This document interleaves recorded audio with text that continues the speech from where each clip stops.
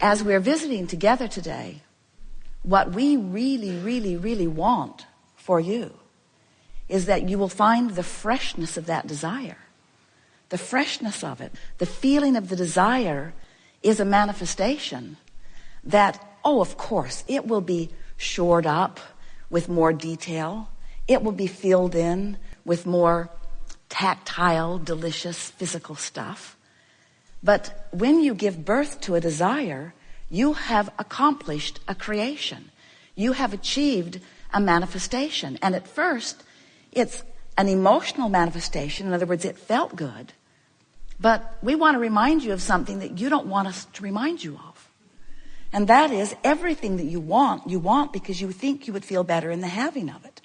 And haven't you noticed that when you first want something, you feel good in the having of the idea of it, in the having of the feeling of it.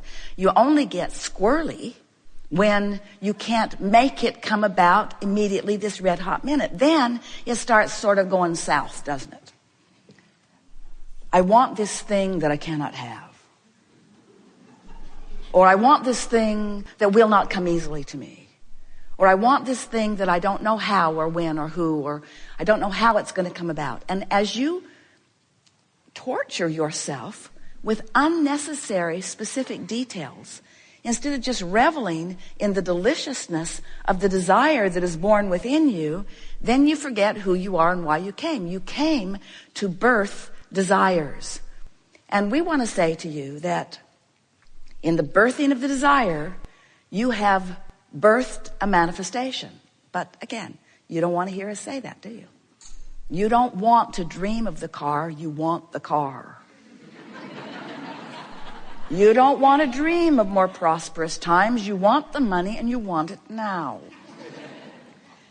But if we can convince you that if you would just go with the feeling of it, if you would just stop taking score of what's filled in, it will fill in. But it's a tricky thing, because what we're saying to you is, want it for the thrill of wanting it. Want it for the joy, for the thrill of the freshness of the desire. And hold that place, and then it has to fill in. But then that's tricky, because now you're doing it for ulterior motives. Now you're not doing it for the joy. You're doing it because you want the details to fill in, and you want the car in the garage, or the lover in your bed, or the money in your bank. And so as long as you want it for those reasons, and those reasons aren't fulfilled, you're so bright, you're aware that those reasons aren't fulfilled. You know what your bank balance is, and it's unfortunate that you know that. Because if you didn't know that, you could dream a little longer. If you weren't taking score of what's manifested in the full-blown, detailed, spectacular physical version, and instead you would take score of what's manifested in the fact that this fresh new desire is within you and it feels good, then you'd have it, you see. That's what we desire for you, because we feel the freshness of your desire.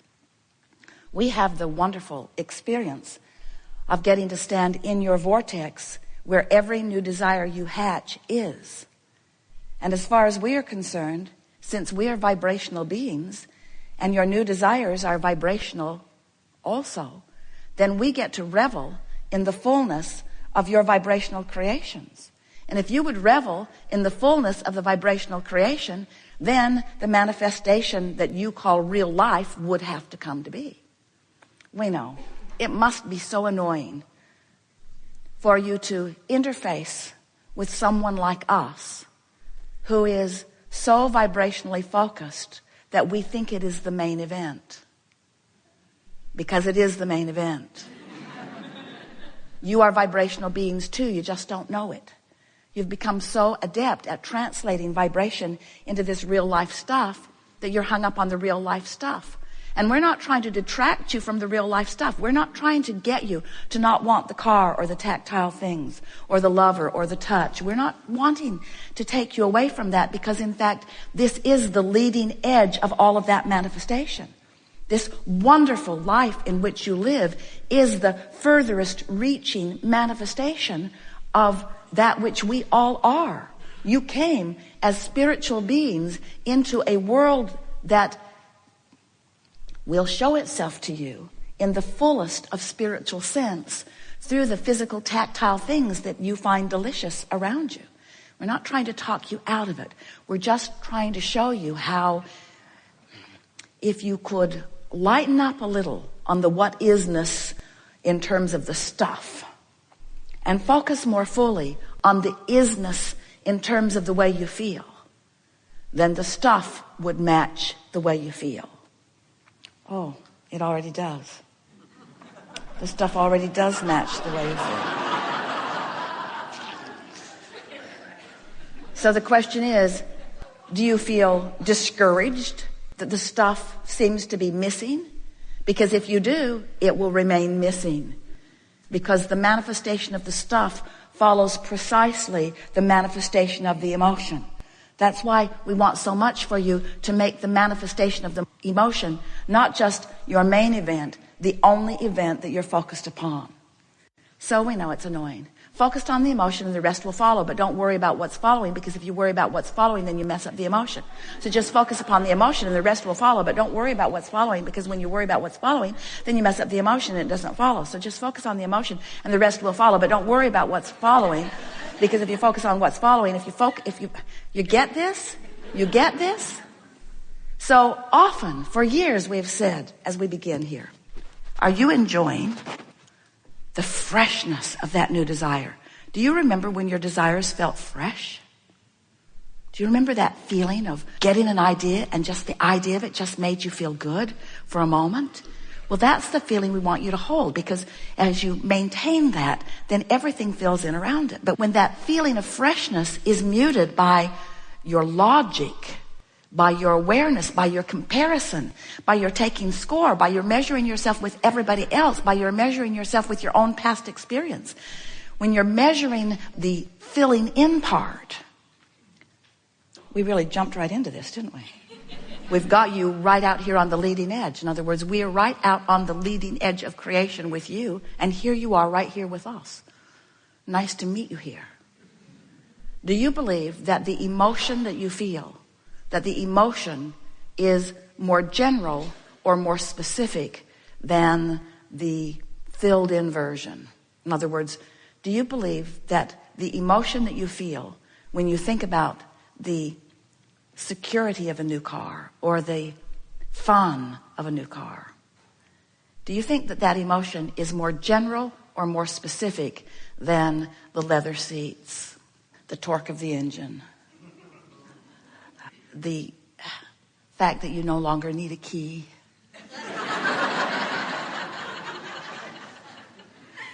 the incredible color that has been created that almost defies anybody's ability to translate color in cars? Have you seen the color of that car? Do you think that the emotion is more general or more specific? It is. It's general. And do you think that it's possible for you to find a general feeling? Do you think it's possible for you to find a general feeling of something without the specifics? This is the key. This is the missing piece that you've been looking for.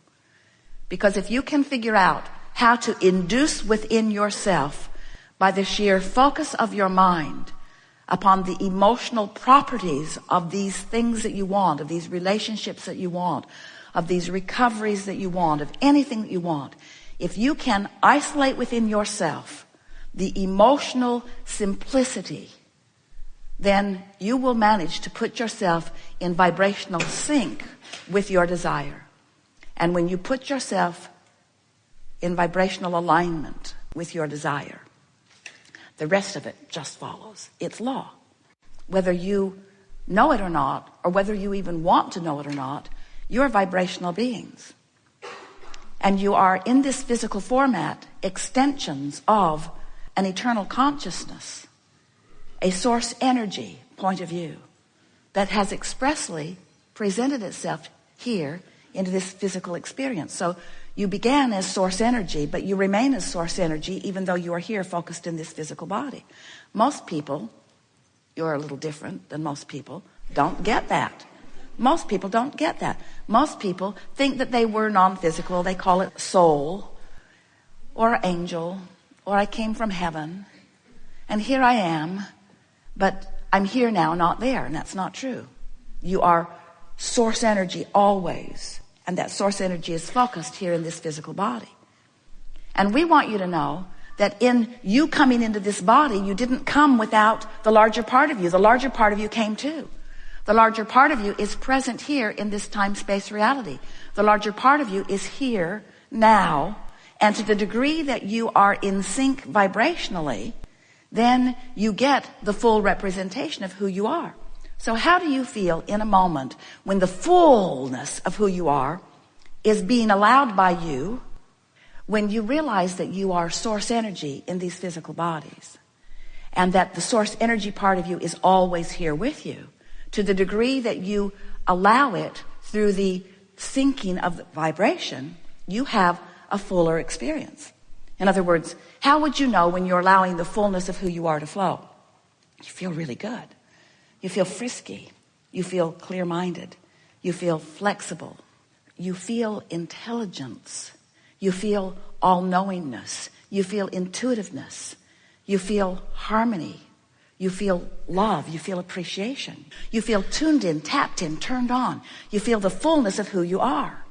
And when you pinch it off, and it's easy to do because it's easy to get out of sync with source. All you have to do is get mad at somebody. You're out of sync with source. All you have to do is not like yourself a little. You're out of sync with source. All you have to do is nitpick over some unimportant thing and make something that isn't important important. In other words, as you focus lackfully, you're always out of sync with source.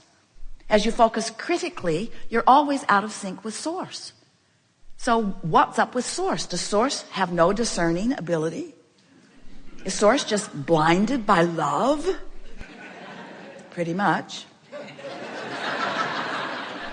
Does source always need to find the positive aspects? Can source not be objective enough to see that something is screwy with that? Well, it isn't that source doesn't see the screwiness.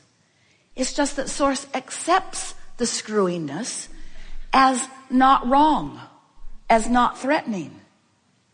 Source sees the variety in contrast.